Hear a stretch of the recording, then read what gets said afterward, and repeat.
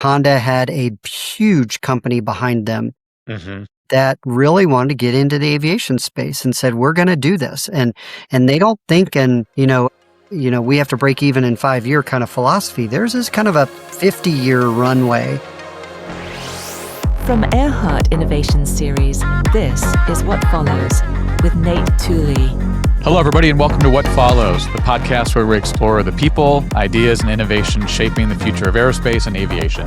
I'm your host, Nate Thuli. Today's guest has spent his career at the intersection of flying, leadership, advocacy, and innovation. Andrew Broom is Chief Revenue Officer at the National Business Aviation Association, where he leads membership, growth, marketing, sponsorship, and strategic partnerships. Before joining, Andrew served as CEO of the Citation Jet Pilots Association, helping grow one of the most respected owner-pilot organizations in aviation. Earlier in his career, he held leadership roles at Honda Aircraft, where he helped launch the groundbreaking HondaJet, and at AOPA, one of the world's largest aviation organizations. What makes Andrew's perspective especially unique is that he's not only an aviation executive, he's also a pilot and a flight instructor with a lifelong passion for flying. And of course, if you enjoyed this conversation, be sure to subscribe to What Follows on Substack, YouTube, or your favorite podcast catcher, and share the episodes with colleagues, friends, and fellow aviation enthusiasts. Let's dive in. All right, Andrew, thanks for being on the podcast today. Thank you for having me. Very, very excited to talk to you. Yeah, likewise.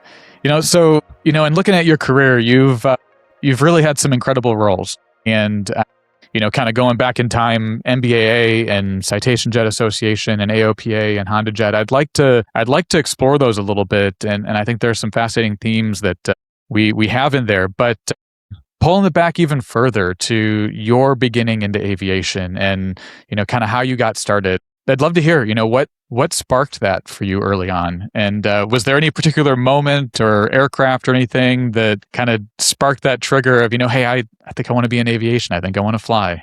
What was that like for you? Yeah, I can go exactly to a moment. And I didn't have any aviators in my family. I did have a grandfather who was in the Navy and on an aircraft carrier, but he was not a pilot. My brother took me to Carswell Air Force Base in Fort Worth, Texas, to an air show. And I got to see the Blue Angels flying the A4s. Okay. And then I also got to see an F-14 demo. And then obviously, short time later, Top Gun came out, and I learned about this school in Daytona Beach called Embry-Riddle Aeronautical University. And I said, that's what I want to do. And went on the path of getting my pilot ratings and my aeronautical science degree and moving forward. But yeah, it was the inspiration for me was that air show moment. Wow, it's incredible. Yeah, and my goodness, at F-14, that's not a plane you hear about much these days, and that had to have been so powerful, so cool to watch. Well, a full circle moment on that is the guy who was flying it was Dale Snodgrass, Snort. Later in my early career, I worked at Eclipse Aviation, and we were one of the sponsors for Countdown to Kitty Hawk. And we had some speakers who were coming in and some airshow performers, and I actually got to meet Snort at one of the Countdown to Kitty Hawk events, actually at AirVenture at Oshkosh. And then years later, when I worked at AOPA, I had him and Jive. Snort was the highest time F-14 pilot, and Jive was a high time former F-15 pilot. They were flying a tandem formation, and we flew some Wounded Warriors, and I actually got to go fly with Snort. So the guy who inspired me to go become a pilot, I actually got to go up in a ride in Glamorous Gal, a P-51 Mustang with Snort. My gosh, come on. If that doesn't give you an aviation bug forever, I don't know what would. My goodness. It was just surreal. I mean, just to meet someone like that and get to be friends with him actually, and then actually get to go fly with him. And, unfortunately Snort passed a few years ago in an accident, but he was a mentor to so many and an amazing guy. So the spark ignited, and then Embry-Riddle. I mean, come on, you're in beautiful Florida. The beach is right there. It's a community full of aviation and flying. So what were your observations of getting into So then you were becoming a pilot at that point, right? And you were in flight training and all of that. How did the flight training go? I'm kind of curious on, what that experience was like. Coming from no aviation knowledge whatsoever, and then and I got my private when I was 18, my freshman year there, it was hard. I mean, it was really hard just because I didn't know what I was doing. I came from good education, so the school side of it, I found pretty easy, but the flying, I really had to work at it. Especially getting the landings down. Interesting. But then once that just clicked, and like it does for a lot of people, the rest of the flight training felt a lot better. I loved getting my instrument, my commercial, and my CFI II. I had some great instructors along the way who truly inspired. Had a lot of great instructors who were former military, and one guy who was a P3 Orion guy, and then he was my instructor. And that's what makes a difference, is the people. And the people you surround yourself with. So I got through my CFI II, and then unfortunately, I actually had a medical issue. No. So I had to stop flying on a day-to-day basis. It was a eustachian tube issue. So what do you do as a pilot, right? You have diversions and alternates. And so my alternate was to go get my MBA. And I did it while I worked at Embry-Riddle.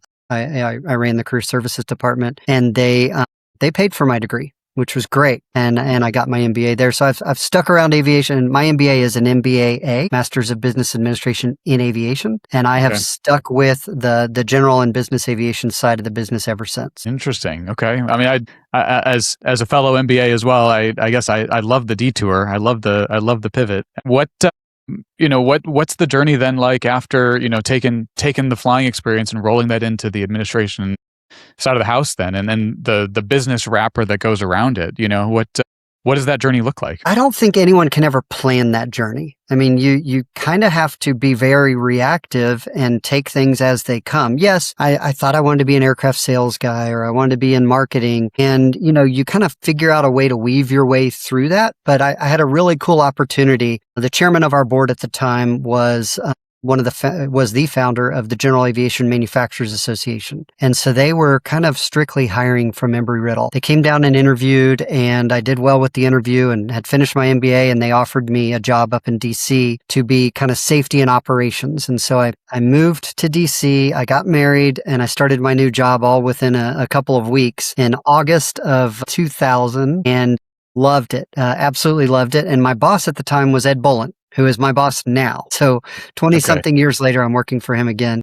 But worked there, and different levels of responsibility. Our lobbyist left, and so Ed asked me to become a lobbyist. And then our communications and PR person went out on maternity leave, and I had to go kind of help in that area and run our display at Oshkosh and some other things. So, you kind of wear a lot of hats at a small association like that, which really, really prepared me well for the next job, which was going to a startup aircraft manufacturer out in Albuquerque, New Mexico, called Eclipse Aviation. And it was the Wild West out there. Had a blast. 6 years of, various marketing, sales first, and then marketing and government affairs, and then had an opportunity to go work for a brand that had a much bigger portfolio of aircraft, which was Hawker Beechcraft in Wichita. First 6 months were phenomenal. New airplanes, Hawker 4000 delivery, announced the Premier 2.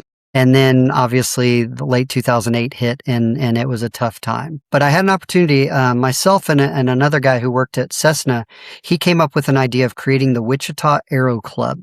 A guy named Bob Stangarone at Cessna. And over lunch one day, and we were the second member at Hawker Beach. Well, our second speaker was the new head of AOPA, Craig Fuller. And so I took him on a tour of Hawker Beach and showed him around. And next thing I know, I'm shipping off and going to join his new team in Frederick. Worked for AOPA for a number of years, and then kind of got the itch to go back into a startup aircraft manufacturer, and then was the chief marketing officer at Honda, and then the CEO of Citation Jet Pilots, and now the CRO at NBAA. So, back to your initial question, I didn't plan all that, right? I mean, you kind of, things come and you take advantage of, and you build relationships, and they all progressed to a little higher responsibility and title. And I looking back, I wouldn't change a thing. Yeah. And if you look at kind of what sort of connective tissue you could pull from there, because I mean, to your point, you didn't plan all of that. And I would have thought, my goodness, how could you have planned all of that? That would have been just the wildest the theory, kind of being able to pull those all together. And so it really does showcase what you're talking about of, hey, we're pilots. We need to have a detour. You need to have a nearest, right? And I would say maybe a bias for change, being open to when something else opens up. But I want to pull it back to Eclipse for a second, because not only does that hit personally, we're an aircraft startup as well, and also being a first mover in the category we're working on. But not only was that at the Wild West of a startup, but that was also right at the beginning of this very light jet, really kind of market transition, right? Yep. And it was. With that, unfortunately, a lot of first mover disadvantage that goes with that, and a lot of education that needs to come with that. What was that like, trying to bring not only a new aircraft in the world, which is already hard enough, but really trying to pioneer a new category of aircraft? How did that? What was that like? It was the Wild West. But I do want to say one thing about Eclipse that is very much aligned with you is very dedicated to safety. That airplane was a very docile handling airplane, stalled at a very low speed. Wasn't a really fast airplane, 330 knots, 340 knots, nothing crazy, but cruised at 41,000 feet.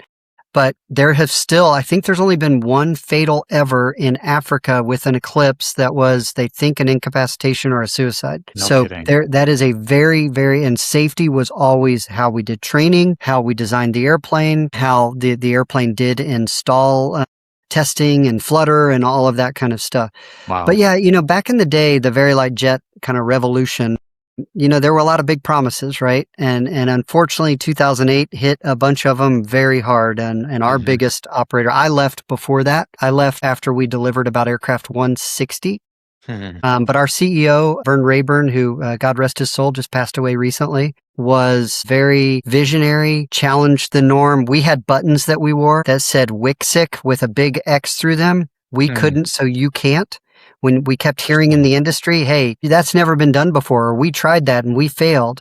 And that was our mantra was, hey, we're going to do things that other people either haven't tried or tried and failed. Wow. And, we bit off a lot, right? We had friction stir welding. We had a new fire suppression system. We had our own training. We had our own avionics and the integration of those avionics. We had a whole new airframe. We had brand new engines that were being built, and the first ones didn't make it, and the next ones, worked out really well, but there were a lot of weight disadvantages. And they were thirstier. So you went through a lot of that. We always like to say, when someone was firing bullets at us, we could take them right in the chest and just keep going.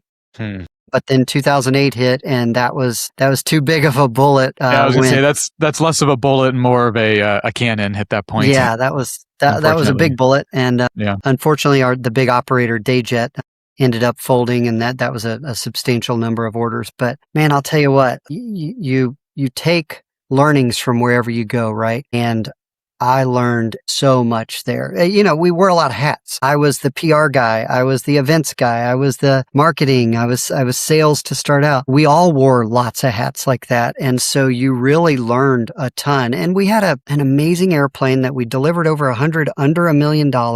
We had an amazing team. So it was something I will never forget. Yeah. Well, and one thing that you haven't said, but your words have been saying it, there was cohesion around what that team was there to do, it sounds like, right? And that's more than just culture. It gets into, if you ask the question of, hey, what are we doing here today? And I love asking that question of, you ask it the first time and, what are we doing here today? Well, we're talking to each other on a podcast. That's surface level. And I know, but what are we doing here today? And then you ask it again and you get a couple layers deeper. And it's really once you get to some of that bedrock that when you build a team around that, or where you build the execution layer upon that, you start to really see something incredible happening. And it seems like that was the case, or it seems like that's at least something that, is coming forward in your story anyway. Yeah. I mean, the friends we made there and the family that we had, you'll have for a lifetime.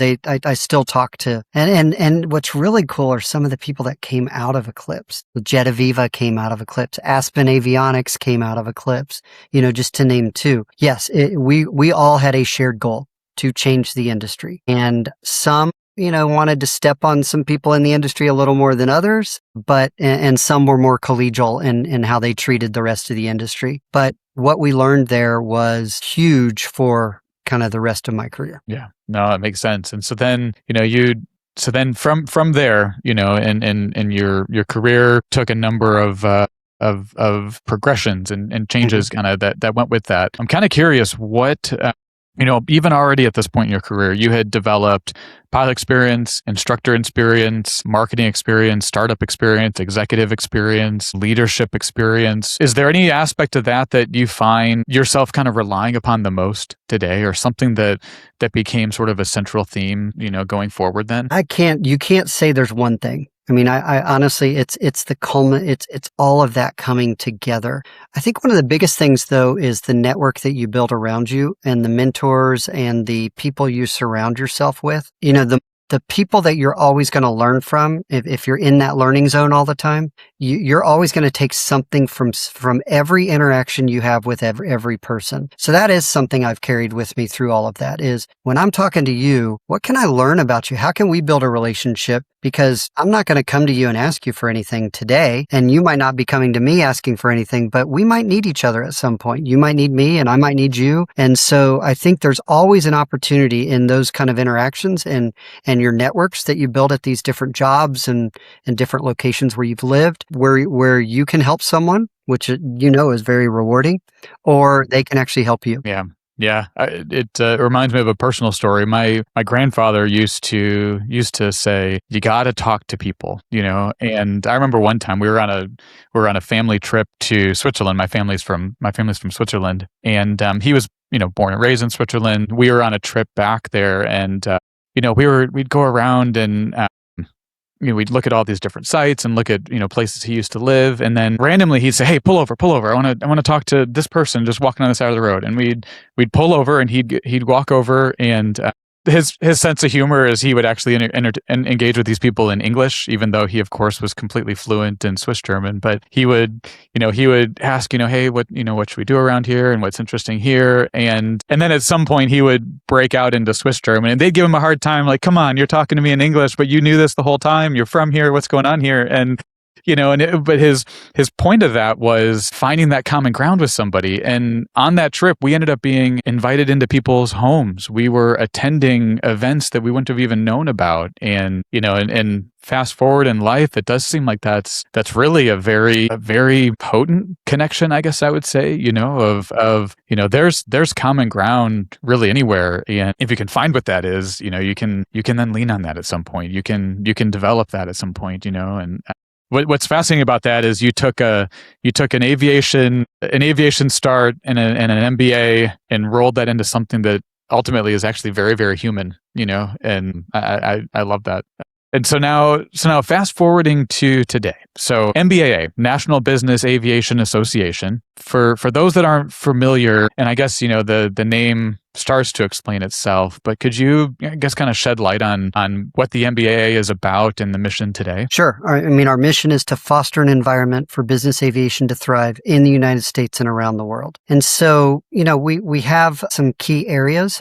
We put on events. We unite the industry, right? We bring people together for education. We bring people together as a marketplace. We bring policymakers and politicians and all of that to see the breadth and depth of what we have to offer. The other thing we do is we're big advocates, right? We advocate for business aviation. And that ranges from issues like the Washington state tax to Burke Lakefront Airport protection to the big, beautiful bill and the brand new air traffic control system and the FAA reauthorization that happened with general aviation as a title, and kind of everything in between. So at the local, state, and federal levels. And then the other thing we do is we help people operate safely and efficiently. Safety first, safety always is something we stand by. I like that. Okay. And so that aligns kind of with what you're doing and trying to make things more efficient and safer for people who want to fly. Mm-hmm. Yeah, absolutely. Wow.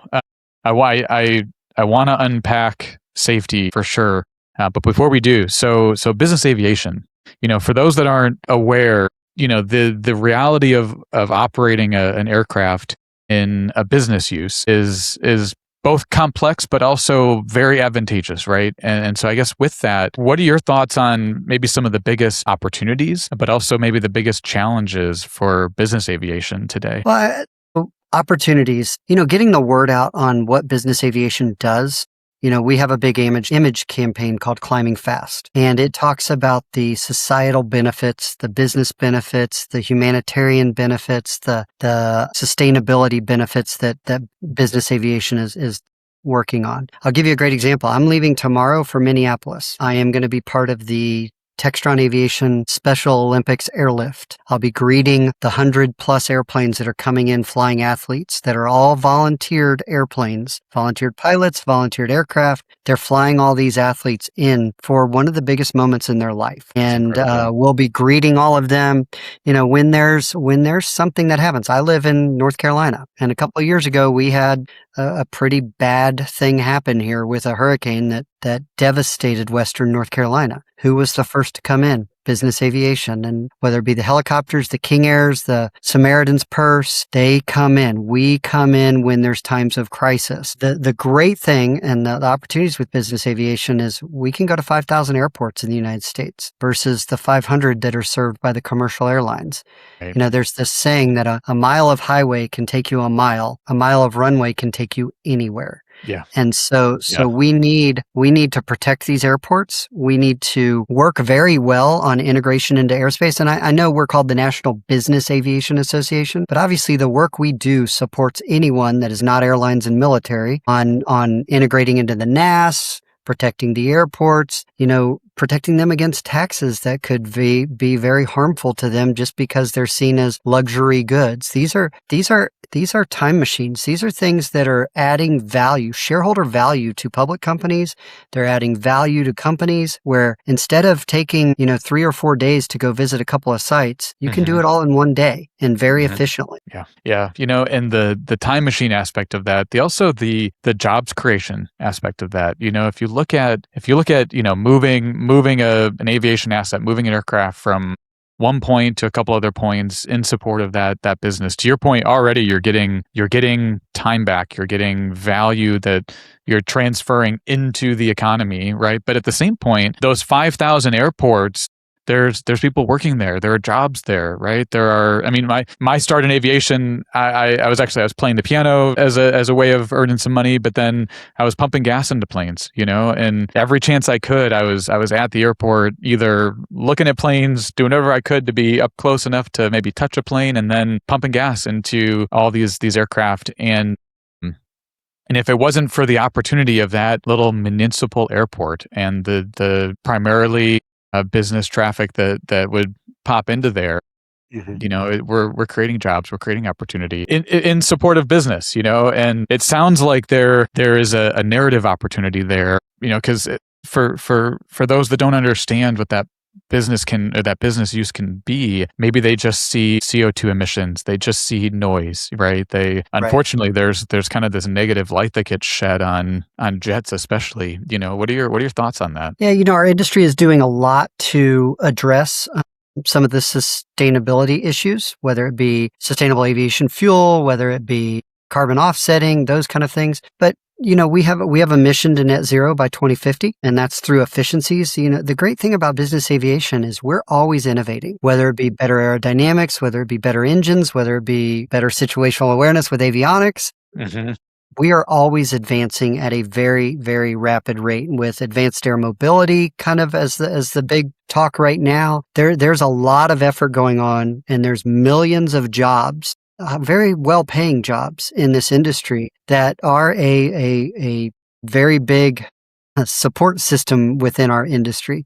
Mm-hmm. So I would say business aviation is kind of on the cusp of leading the charge in economic development as well as workforce growth. Yeah, no, that makes sense. And you used a word there I want to unpack a little bit when you talk about innovation. And you see that in your own career as well, from not only Eclipse Jet and Hawker and the new innovation you have been a part of and otherwise helped lead into the world, and now HondaJet as well. I want to touch upon that for a little bit. There's another example of innovation in the space. Honda is a name that people very quickly recognize with motorsport or automotive, and that was a shift of, hey, there's a company that's now in the aviation world.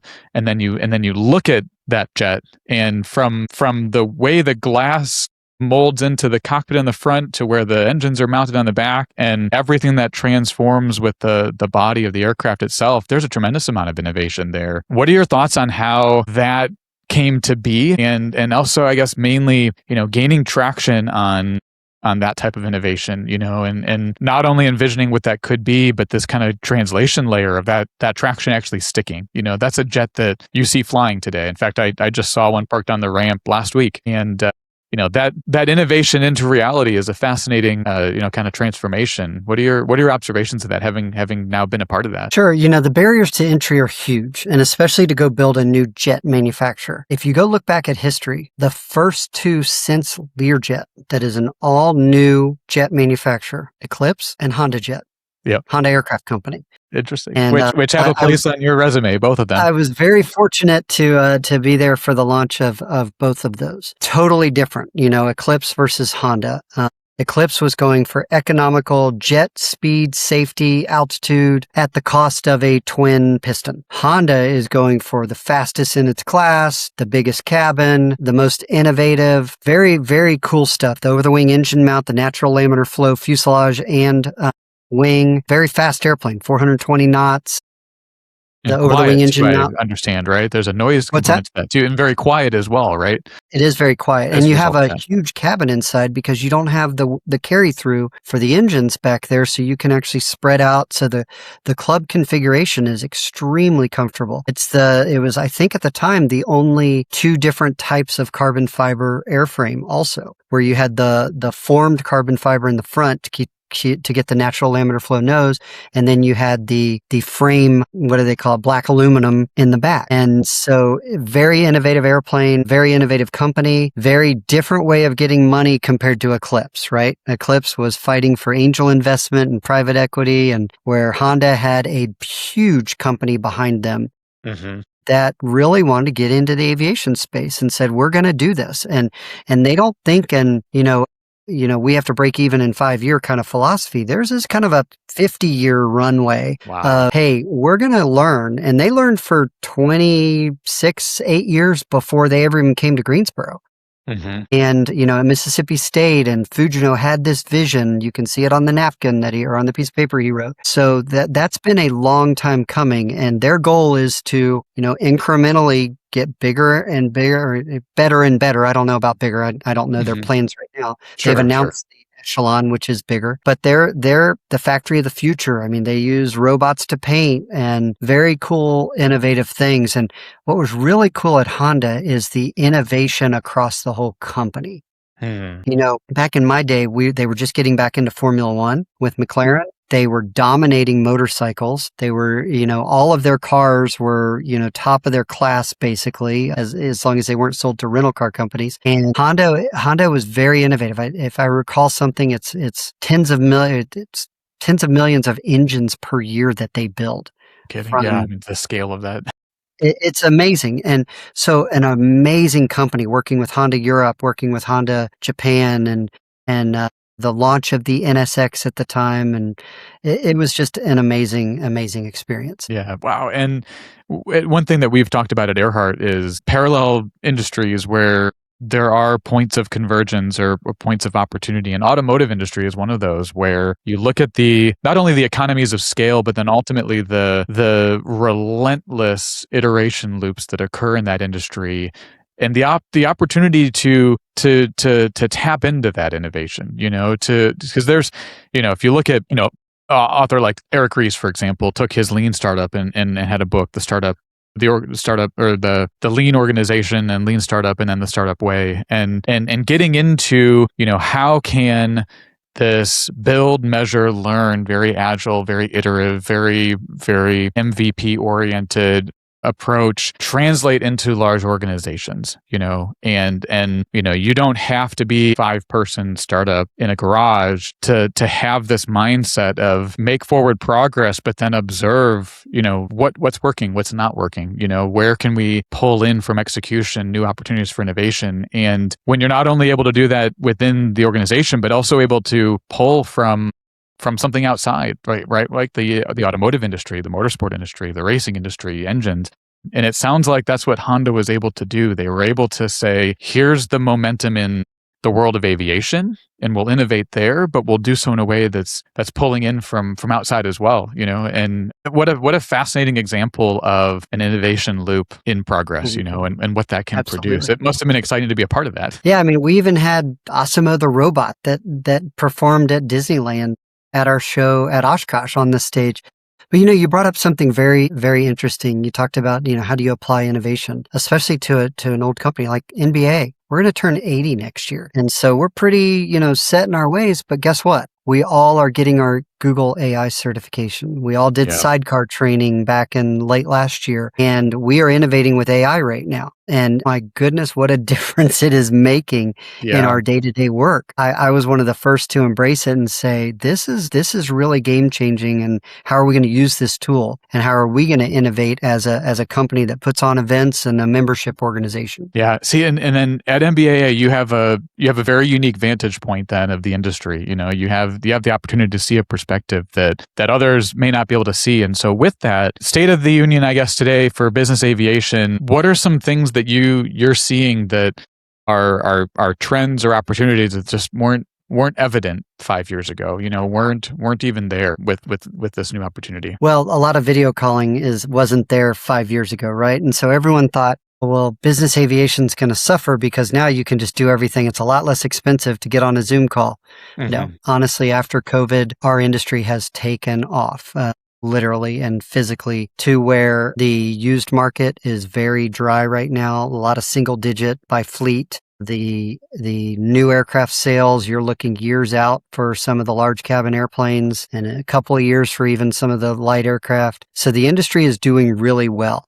I think we do have challenges though. We need to keep fuel prices down. We need to develop our workforce because, AMP mechanics and aerospace engineers are being recruited by other industries, whether it be theme parks or NASCAR or things like that. Those skills are very, right? They're very transferable into other companies. So workforce is a big challenge right now. Yeah. Yeah. And we've seen that ourselves. I mean, we're an aviation company surrounded by other aviation startups. Urban air mobility is, obviously a big thing in LA, but at the end of the day, we're in Silicon Beach, we're Space Beach. We're surrounded by aerospace, and that's one thing that we've seen as well is there's kind of this hot spot of talent that forms when you've got sort of this culmination of high performing companies doing incredible work. So the talent pool is there, but the transferability is very fascinating, and then there's sort of this orchestration of how do you find the right people? How do you align on what you're doing? How do you build the right community around that? And,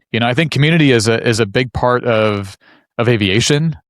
And I'm curious, your time with the Citation Jet Association, and that seemed to really lean into the community side, if I'm understanding it right. And what role does community have in aviation that, from your perspective? I think that community is probably the biggest role in aviation. Whether it be a podcast like this where you can learn about people, whether it be being on a forum and talking about, hey, I had AOG because of this, or my instructor at flight safety told me this, or hey, we're hearing that the FAA is going to cancel, the single pilot exemption, whatever it is.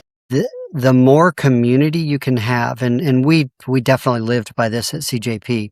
We brought them together for events. We brought them together online. We brought them together with some of the bigger groups, like we had a focus group with Textron Aviation, with Garmin, with Flight Safety, with Collins. The more you can get these groups and the community together, the more positive change you can make. I mean, I'm going to Oshkosh here in a few weeks for AirVenture. I was just about to ask. You can't talk about community without the small gathering of, I think, probably 750,000 or so this year, right? Talk about a community. Yeah, I mean, that's the aviation family. But I mean, we at NBAA, that is one of our pillars. Our show is the biggest business aviation show in the world. And it is all about community. Everything we do is bringing the thought leaders together, bringing the policymakers together, bringing the politicians, bringing the marketplace together, and sharing information and buying products and learning what new innovations are out there. So it is all, I mean, our industry, aviation, is all about community. If you think you can just go fly and be on your own, that's That will never happen. Yeah. No, well, and it gets into the accessibility of aviation as well, and it's one of those industries that if you can just have a conversation with someone that can share his or her knowledge of what's going on and perspective on who to talk to or where to go, it fast tracks things even faster than, an AI prompt. An AI prompt obviously could generate a lot of information, but it's community that drives insight. It's earned experience that then gets transferred, through these kinds of conversations. It's the difference between being on the outside and looking in and then being able to actually be a part of that, right? And there. Well, I'll give you a good example of one.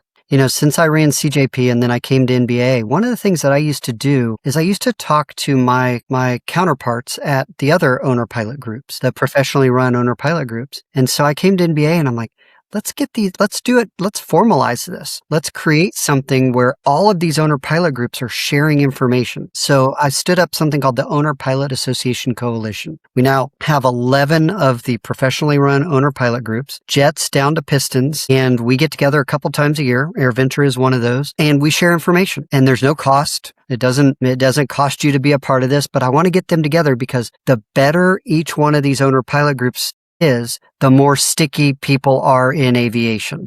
The more they can gain from the Cirrus owners group to TBM and PMOPA to CJP and HondaJet owners, the better it is for all of us. So there's no competition among them when it comes to members. Wow, there's competition among their OEMs, but not among them. Because you want people to have a good experience as they move up in aircraft ownership or as they stay in line. And so that is something that is very near and dear to my heart, is how do we keep owner pilots kind of growing and learning from each other? And then now we've created all these safety efforts that they're all tagging onto each other, and one will go up here and then the next one, and they kind of keep adding things. I was very proud at CJP. We did something called the Safe to Land Initiative, talking about go-arounds. We did our gold standard safety program, and then we started implementing FOQA data and approach and landing and rating how you were doing and looking at gates, and really, really cool stuff that is now shared with the whole industry.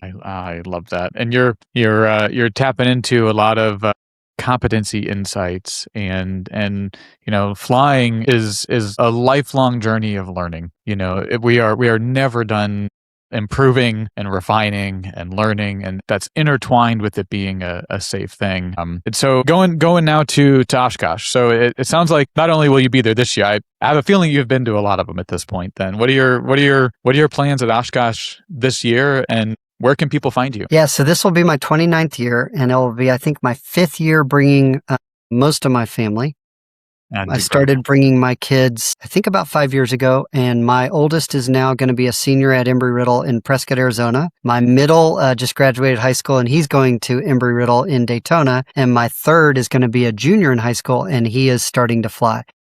Incredible. So I've been taking them to air shows, kind of like my brother did for me. I actually remember taking my 2 youngest and the baby to Andrews Air Force Base for the joint air show. And, the family orientation around these events is phenomenal. I honestly, I go Oshkosh Sunday to Sunday. When I leave on Sunday, so I go, Monday through Saturday. When I leave on Sunday, I feel like I'm still missing stuff. Kidding. Mid-career, I was like, oh, the drag, and now it's truly, I don't want to go home. I so much enjoy the aviation family, but NBA, we've been going for a number of years. We're on the flight line across from the Aviators Club. Invite anyone to come. We have some air conditioning in there and have water, and invite anyone to come sit down and relax with us and enjoy our couches. Wow, I love it. And it's no small thing to have a cold beverage and air conditioning at the event. So that's a big draw for sure. We'll have to swing by. Earhart's going to be there as well.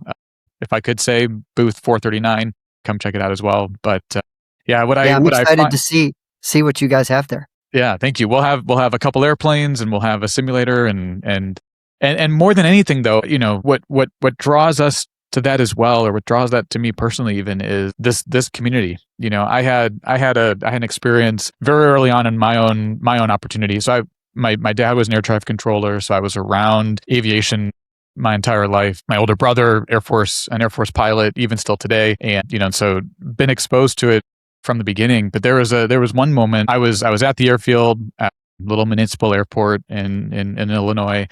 And I was also part of a ground school program there at the time. And so I was packing up the classroom. We were done for the day, and the school administrator that kind of ran that whole program gave me a call, and he's like, hey, Thuli, you still at the office? I'm like, yeah, I'm just closing up. And he's, hey, stay there. I'll be right there. And I thought, he was going to be in his truck driving over. And next thing I know, I finished closing up, and I see a Piper Super Cub taxiing over, and he folds down one of the doors. He looks like Indiana Jones in there with a leather jacket and everything. And, high school Nate was like, oh, come on, that's the coolest thing I've ever seen. And, he cuts the engine and whips the tail around and like, hey, get in here. And so hop in. And, it took me for just a little flight around. It was the fall. So we saw, the fall colors changing. He had a little grass strip in his backyard. So we actually landed on his own grass strip, like, hey, that's my house. Let's head back, and came back. And not only did that light a fire, but the message he had with me then stuck with me forever was, I just wanted you to see what aviation can do.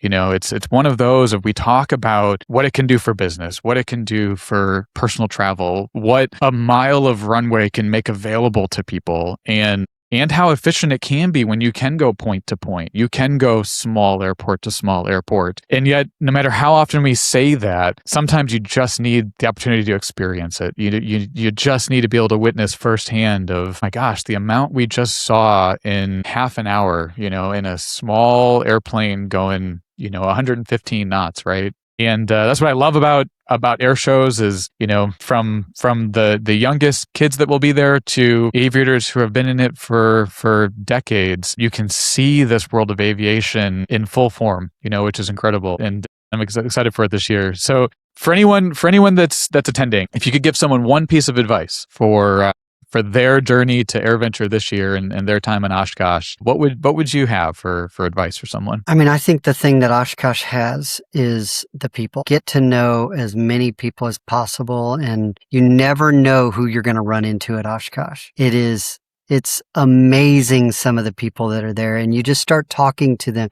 Look, pilots are never shy about talking about flying or their experiences, and you never know. I still remember one of my first times I went to Oshkosh was in early 2000, late 1990s. And I went into the AC Ducey. It's a well-known bar there, to go play pool with a coworker. And sitting at the bar were just some of the biggest names you'll ever imagine in aviation, just sitting there, hanging out, talking aviation. So cool. Yeah. And so whether it be the Hilton Garden Inn bar, whether it be with a corner bar, whether it be the AC Ducey, whether it be, walking up and down the main aisle, there is so much knowledge that will be at Oshkosh. Yeah. Wow. And you gotta talk to people. You gotta just go and meet people and soak it up. I love it. Well, Andrew, this has been a pleasure. It's been an honor. It's been fascinating just taking a journey through your aviation career and some glimpses into that. Really appreciate taking the time. Any kind of parting thoughts while we're still on? Well, I look forward to coming and visiting you and seeing kind of the neat stuff that you're into right now, and can't wait to see the progress over the coming years. Yeah, thank you very much. Yeah, and if you're ever in LA, come swing by.